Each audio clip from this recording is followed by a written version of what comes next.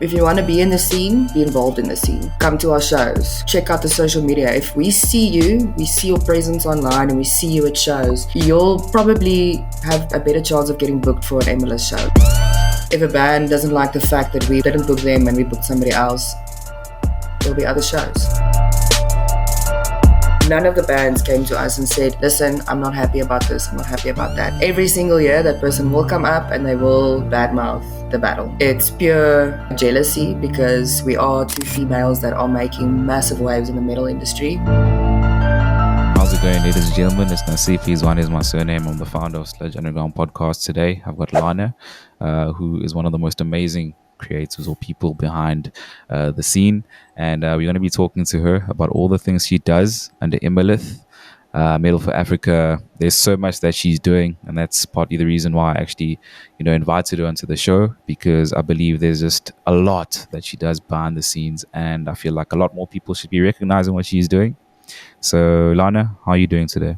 Good, and you, Nas? Thank you for having me. Let's talk a bit about, what you do. I don't think quite a lot of people know, but the first time that I met you was Ramfest when we were shooting quickies there, and that was around about the time that you actually started, doing what you do for Emalyth and the other entities as well. So tell me a bit about that in case anyone doesn't know. So I joined the Emalyth team just after the first Wacken heat. Me and Sash met at the Emalyth Fest last year, 2024. We haven't actually known each other that long, but we built our bond very quickly. There's actually a video on TikTok where you can see me and her talking and then giving each other a hug and then running into a mosh pit. It kind of solidified. And then I was always keen to get back into the scene and do the things. And then I messaged her and I was like, if you need any help anytime, or me and her and Kim were having wine, and I said, so if you need help, you're doing a lot, I'm keen to help you.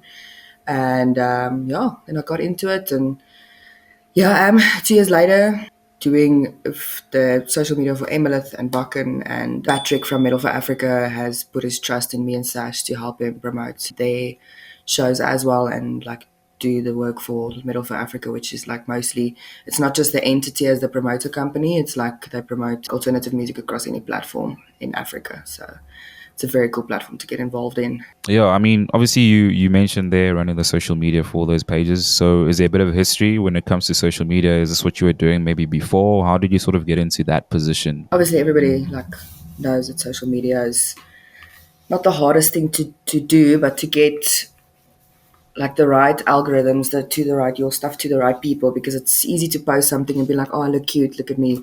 But to promote shows and to build your page and get your reach to the right people within your space is quite difficult. I never really studied social media. It's kind of something that's just been a niche for me, and I'm not somebody that's oh, look, I'm going to post something about food. It's always been music and art stuff. So and Sash said to me she really needs help with the social media. I was like, I'm a girl, let's go.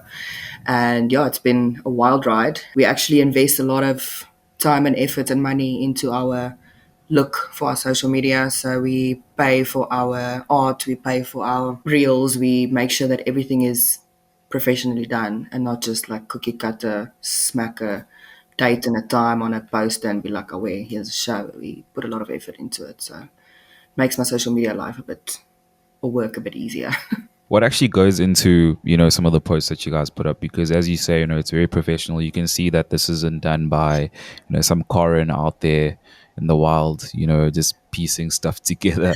Is there an art to this at all? Yeah, so we have Steph Sikatrick she actually works with Planet Caravan. She is insanely talented. She does all of our art pretty much. She's got a style that we really love, and I think if you can look at all of our posters, you can see it's kind of the same style that we have, and every year July Jol is the little ghoul monster thingy that every year changes, and we incorporate it with what the theme that we have for that year. So we happily pay her to make sure that our art for any show looks amazing. With the Wacken stuff, we had Russell involved with the reels and all of the video footage. Try and have photographers at every show also to give us great content of not just the bands but the people at the shows as well, because Without the people, we are nothing. Walk me through your process, from the beginning, the moment you guys get the band to the moment that, stuff needs to be done for social media, with it ending up looking the way that it generally looks when we see it. There generally is like the same order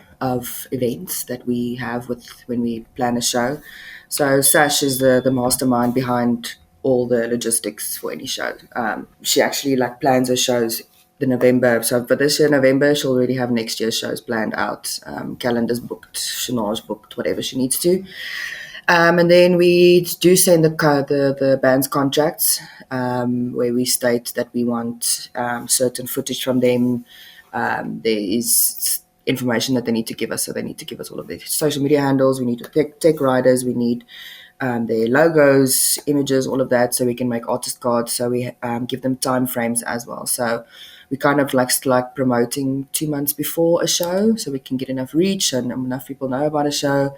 And it's not just my responsibility to make sure that social media is flooded with Emalyth and Wacken and Metal for Africa stuff. It's the bands as well. So any band member you ask, you can. The answer will probably be, Alana's quite hectic.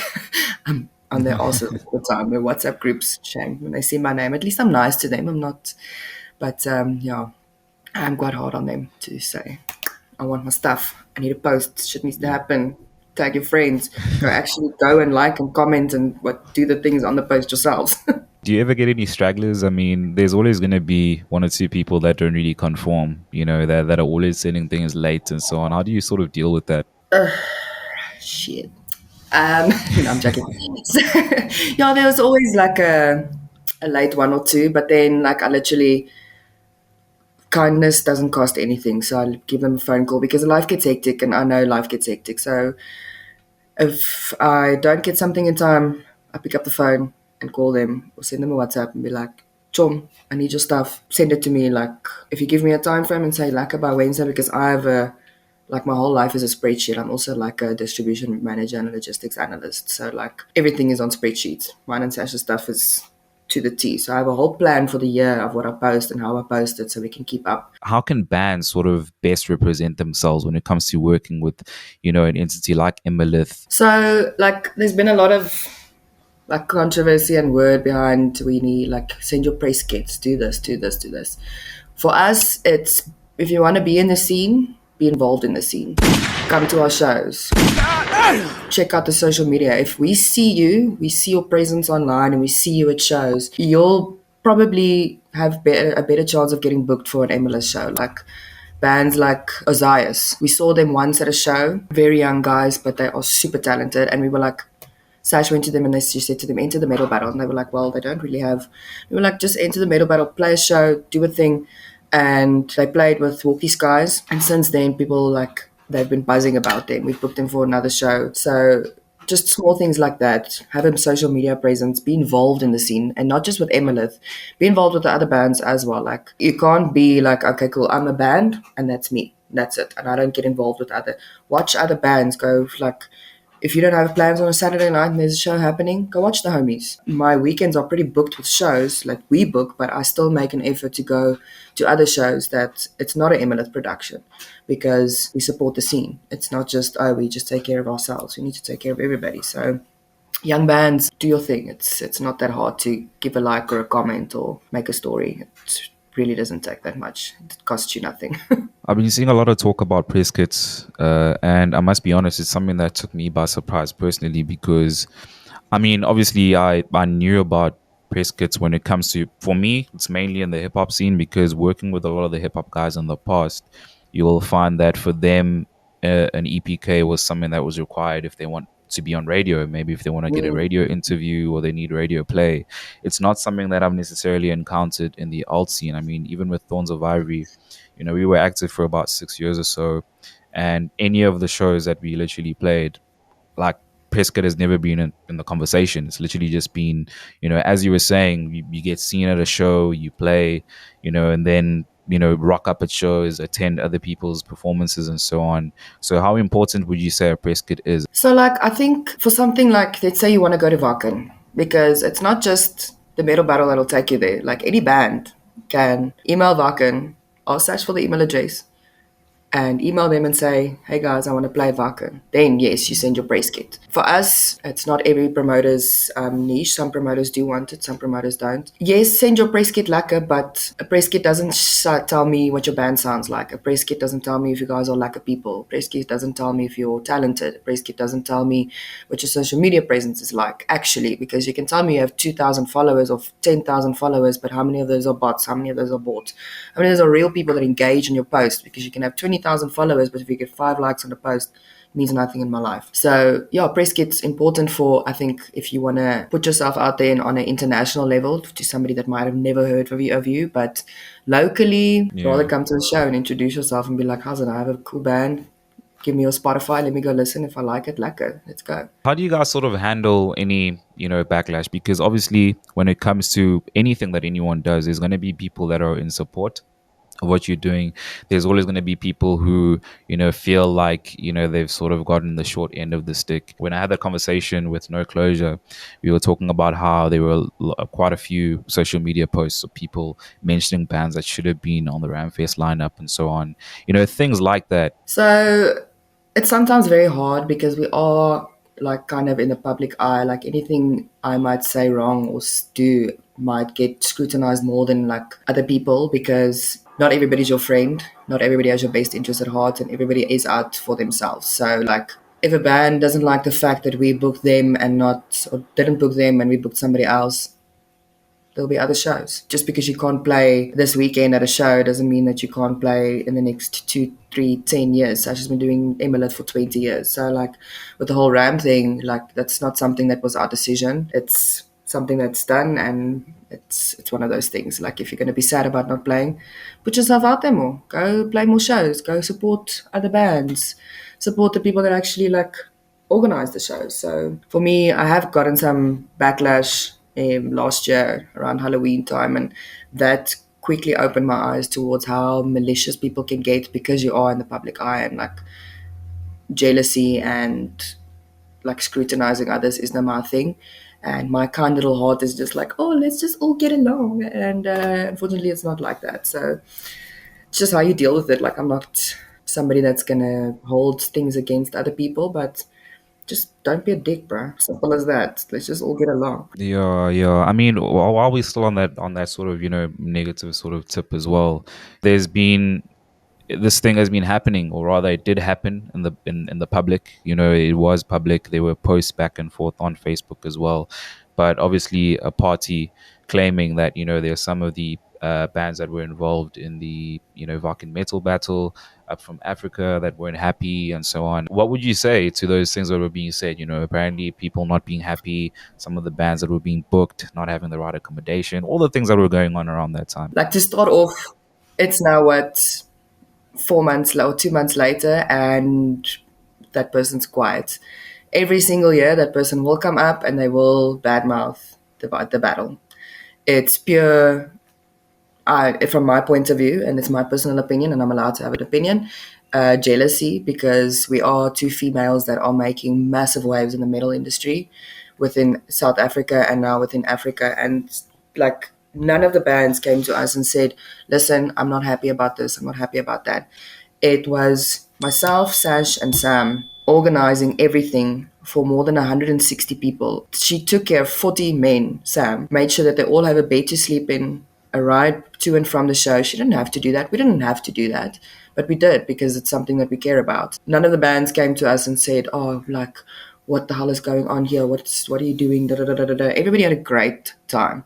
Like we had dinner with the Kenyans just before they left, and they were like, we love you guys, please, we'll come back, and you guys must come to Kenya, and like we have a holiday home. And we made such good friends. It's not just, oh, the bands played at the Wacken Metal Battle. We made friends. And if you can't understand that it's not just about a competition, it's about uniting Africa and making sure that we all grow our scenes within our relevant countries. Like Nulo, that's coming to South Africa now. When they post something, their whole country loses their minds. Within 15 Yes. to 20 minutes, there's like more than 1,000 likes and comments on one post, which is crazy, where South Africa can really learn something from that. They support each other so much, and like they don't hate.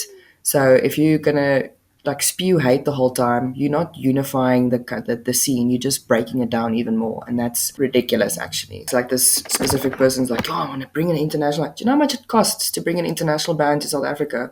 It's not just just bring this band. Like, it's something that annoys us as well. Like, I'll go to a Cairo and people will be like, "Oh, why did you just bring this band to South Africa?" Okay, do you have 500,000 rand for me? Then sharp, I'll bring whatever you want, my chum. Lekker. But I don't have that money.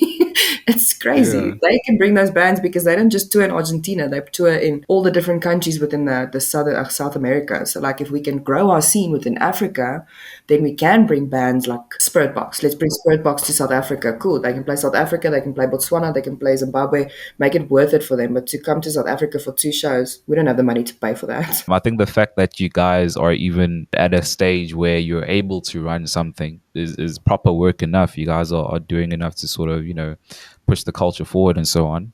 But it's obviously in addressing the concerns of there being more South African bands and therefore the battle not being fair.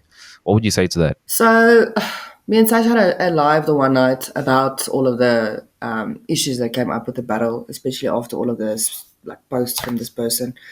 And we said, come, ask us these questions, do your thing. And people were just like, well, okay. South Africa isn't overrepresented. We just have the biggest scene in Africa right now, which the whole point of the battle is to build the scene in the other countries as well. Each country has its own promoter, and those promoters work really hard to find bands to like have shows during the course of the year. If they have enough bands, they can also have 2 or 3 or 5 heats, but we're not going to minimize the talent that we have in this country because, okay, we can only have 1 heat and we have 5 bands a year competing. Then how do we like learn about new bands? The amount of new bands that we had in South Africa competing this year was insane and beautiful. So how are we going to find that? How are we going to grow the scene if we just like, oh no, South Africa, you have too many bands. Bro, it's your country that you live in. So what? If we have 20 bands competing, lekker. If Botswana, Angola, and Kenya can also have 20 bands competing, awesome.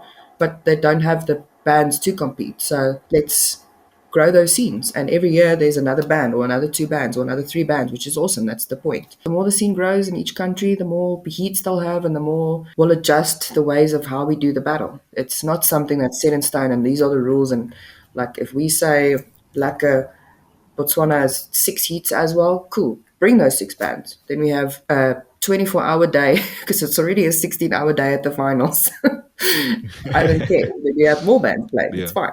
I want us to touch on something you mentioned a bit there. We almost at the tail end as well, but we can't, drop out the episode without actually touching on this. You mentioned Nulo coming through from Argentina. You guys obviously managed to get the Devil Wears Prada coming through for Ram. What goes into actually getting a band like that? You touched on it a bit. People's expectations are like, oh, bring so and so. It's like, dude, you have fucking 500 gates. You fucking get the band down and stuff, So obviously financially, it means that it's quite a lot that goes into that. But how do you guys go about even getting in touch with these bands and getting them to actually agree to come through to South Africa? So with Ram, that's mainly Rob.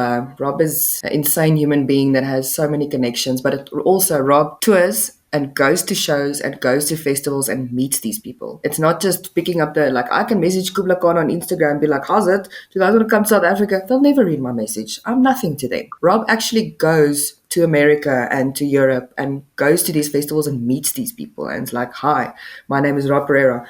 I am in South Africa, la la la la la. What would it take for you to come to my country? That's what it takes. Like with Nulo, Sash met them at the Wacken finals in Germany in 2023. And she made really good friends with them, loved their music, been in touch. And she was like, you guys need to come to our country. And she's made it happen 2 years later, like making sure that things happen. And it costs a lot of money. Like us Emalyth girls are going to work hard to pay off that debt. It's a down payment on a car. Yeah. Like a big one. Where's those booze sponsors, guys? Come, Jägermeister, Jack Daniels. I want to ask a real question for Durban right now because obviously these bands are obviously limited to Cape Town and Joburg. Even with Emalyth shows, you guys are mainly operating in those two provinces. What can Durban do to catch up? What can Durban do to get these Emalyth shows happening this side and get these international acts also coming through here? Me and Saj love Durban. We went down to Westville warehouse for the Wacken Durban heat and we bring your cynical sanity up like at least 2 or 3 times a year because we love them. Like I think it's venue wise and just the general, because there is a scene there and the scene is lekker. Like you guys have really good bands in Durban. I think just venue wise, like the Burn used to be there, which was a big place, and then there was a like it used to be Durban, Cape Town, Joburg. Those are the three places that bands would go if they come here. I mean, Western Warehouse is great, No. but like for the sheer volume that we bring to shows, it's not big enough, and we don't want people to get squished. Like mosh pits get hectic. What else can people look forward to when it comes to, Emalyth, Metal for Africa, the rest of 2025? What do you guys have sort of planned that we could look forward to besides obviously Nulo and any of the stuff, Ramfest? What else can we expect? Yeah, so obviously Nula and Ramfest. We have Sirens coming back this year. It's on the 26th of September. Also my birthday weekend, so come partake with me. We wanted to take a few months off, but we are not. There is another show that we're planning, so just keep an eye out. Metal for Africa on the 26th of July is also having the Winterfest, which is one of they have Winterfest and Summerfest, so Winterfest also the 26th, which is going to be like a big show. Really cool bands. So if you're in Cape Town, get your ticket. Halloween, we're not doing a Halloween horror. Obviously, we're doing it with Ramfests from here on out. So it's one of those things. And then July Jol at the end of this month, which is going to be the Wacken warm-up party as well. It's going to be a Jol and a half. No, 100%. If people want to work with you guys or reach out to you as Lana, maybe with some social media stuff, whatever the case is, what are your handles for them? So my handle is Lana Kapana. We have Emalyth events, Metal for Africa. The Wacken Metal Battle page is WMBSSA.official.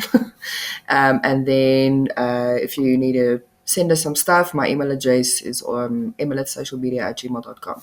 Easy peasy. Epic. And for Sludge Underground, we are at Sludge Underground on Instagram. And you can catch all our episodes on YouTube. Do remember to subscribe. And yeah, guys, it's been a really awesome one. If you want to get in touch with me, it's at Zwane with you one. And I'll catch you guys next week. It is bye for now.